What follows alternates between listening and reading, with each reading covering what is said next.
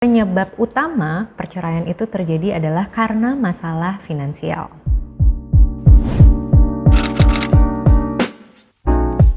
Kalian tahu nggak sih kalau angka perceraian di Indonesia itu meningkat 53,5% pada tahun 2021. Wow, naik drastis ya sejak pandemi. Dan banyak juga yang menyatakan kalau ternyata penyebab utama perceraian itu terjadi adalah karena masalah finansial. Menurut data berikut, 65% pasangan suami istri ini tidak pernah membicarakan finansialnya. Padahal fondasi rumah tangga itu seharusnya salah satunya adalah membicarakan masalah kondisi finansial.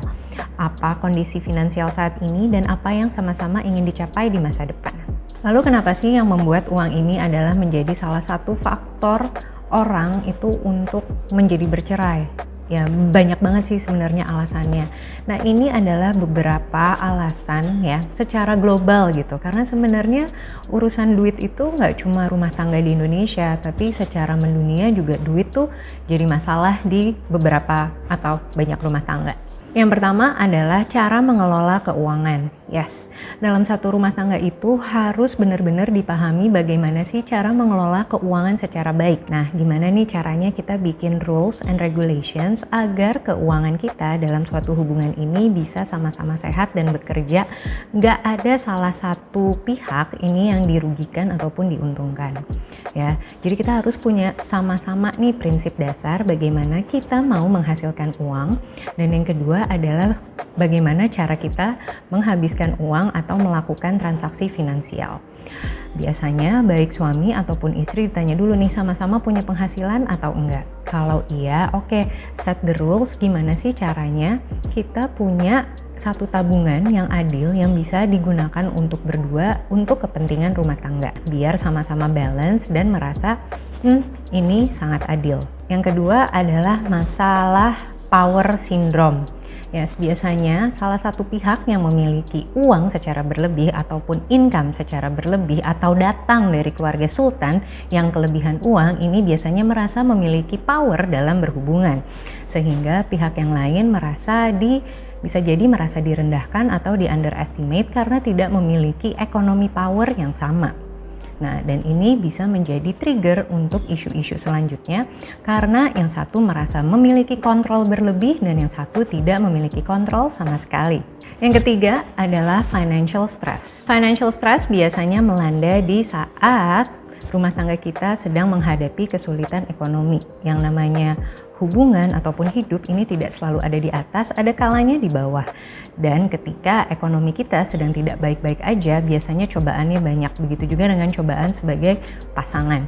Pertanyaannya, apakah financial stress ini bisa kita lewati bersama sebagai pasangan atau justru harus berakhir dengan perpisahan?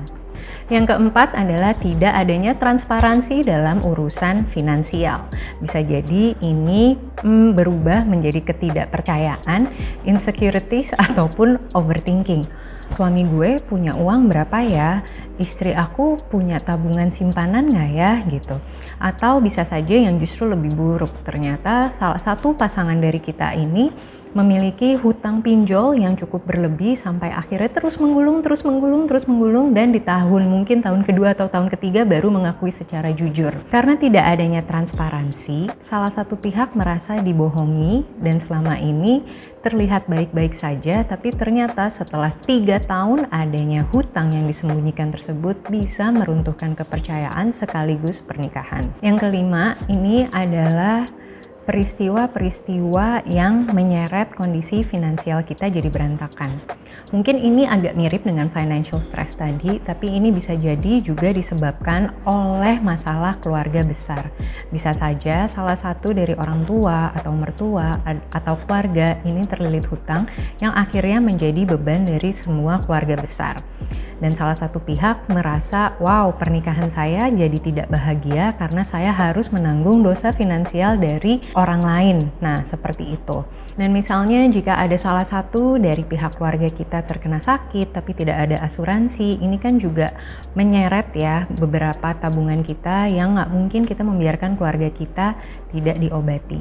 Hal-hal seperti inilah yang seharusnya sudah kita rencanakan terlebih dahulu dengan financial planning. Yes, melalui budgeting, melalui savings, melalui protection, dan juga investing. Sekarang kita balik lagi ke perceraian. Kalau seseorang sudah kepikiran untuk bercerai atau sudah melakukan talak atau sudah mengeluarkan kata-kata cerai aja gitu, berarti memang mungkin kebahagiaannya itu udah nggak ada dan there is no point untuk menjalani pernikahan. Coba deh dipikirin baik-baik sebelum kita ingin melakukan perceraian. Dan FYI nih, ternyata di Indonesia sendiri itu perempuan sekarang ini jauh lebih banyak menggugat cerai daripada talak yang dilakukan oleh suami. Perceraian memang keputusan dari dua belah pihak, toh dua belah pihak juga sama-sama dewasa ya, sudah cukup umur untuk menikah dan juga sudah cukup sadar gitu untuk melakukan perceraian. Yang namanya perceraian tentu ada biaya-biayanya. Salah satu biayanya ini tergantung apakah proses perceraian yang dijalani ini mau menggunakan pengacara atau bisa diselesaikan secara kekeluargaan. Berdasarkan data yang diambil dari Kompas, yes, lawyer fee atau biaya jasa pengacara ini bisa berkisar antara 8 sampai 50 juta untuk kasus yang ditangani di pengadilan agama. Tapi untuk kasus yang ditangani pengadilan negeri itu mulai dari 10 sampai 50 jutaan. Apa sih yang bikin biaya pengacara ini mahal? Selain biaya operasionalnya, juga biasanya success fee. Nah, success fee ini adalah kayak sebagai komisi kalau si pengacara ini berhasil atas beberapa poin, seperti misalnya poin pembagian harta gonogini dan juga hak asuh anak. Nah, biasanya dua hal itu tuh yang jadi pertimbangan berapa sih success fee dari setiap pengacara. Kalau memang kata perceraian itu udah ada di pikiran kalian dan sudah final sebenarnya, mungkin ada baiknya kita menahan emosi kita, karena sebaik-baiknya segala keputusan ataupun tindakan kita itu dilakukan dengan hati yang tenang dan kepala yang dingin.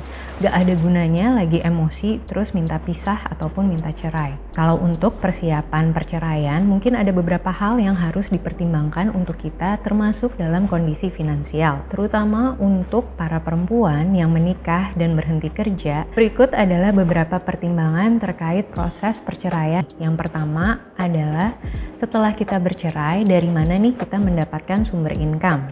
Kalau kamu memang punya pekerjaan ataupun punya income, ini masih it's okay lah gitu. Tapi untuk kamu yang mungkin menikah dan mungkin sudah berhenti kerja untuk mengurus keluarga, ini salah satu hal yang harus dipertimbangkan dan dikomunikasikan apakah masih akan menerima uang dari mantan pasangan kita ke depannya. Pertimbangan kedua adalah hak asuh anak. Selain mendapatkan hak asuh, yang harus sangat diperhatikan sebenarnya adalah kesehatan mental dari anak itu sendiri. Apakah ia akan baik-baik saja setelah proses ini berlangsung atau memang butuh pendampingan ataupun treatment berkelanjutan. Karena setiap anak memiliki traumanya masing-masing ketika melihat ayah dan ibunya berpisah.